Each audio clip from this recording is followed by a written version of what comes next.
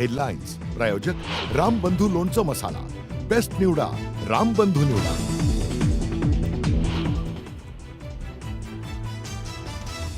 पाकिस्तान विरोधातल्या संभाव्य कारवाईच्या पार्श्वभूमीवर येत्या 7 मेला मॉकड्रिल घ्या, नागरी सुरक्षेसाठी गृह मंत्रालयाचे सर्व राज्यांना आदेश। दहशतवाद विरोधाच्या लढाईमध्ये रशिया भारतासोबत, राष्ट्राध्यक्ष पुतीन यांचा पंतप्रधान मोदींना फोन, भारताला दिला पाठिंबा। पंतप्रधान नरेंद्र मोदींची संरक्षण सचिवांसोबत महत्त्वपूर्ण बैठक संपन्न, जवळपास पाऊण तास मोदींची संरक्षण सचिवांसोबत चर्चा।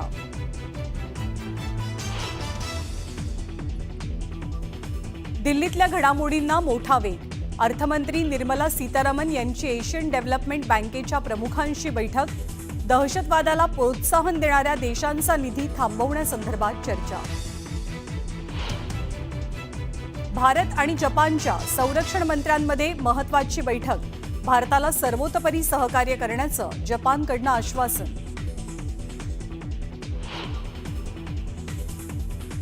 पाकिस्तानला भूकंपाचा धक्का, पाकिस्तानात 4.2 रिश्टर स्केल तीव्रतेचा भूकंप, तजाकिस्तान शहरानजीक भूकंपाचं केंद्र।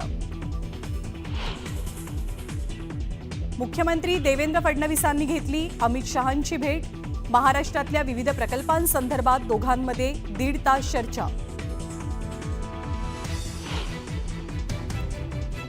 लाडक्या बहिणींना 1500 रुपये मिळणार, सध्या तरी 2100 रुपये देणं अवघड, मंत्री संजय शिरसाट यांनी सांगितली वस्तुस्थिती।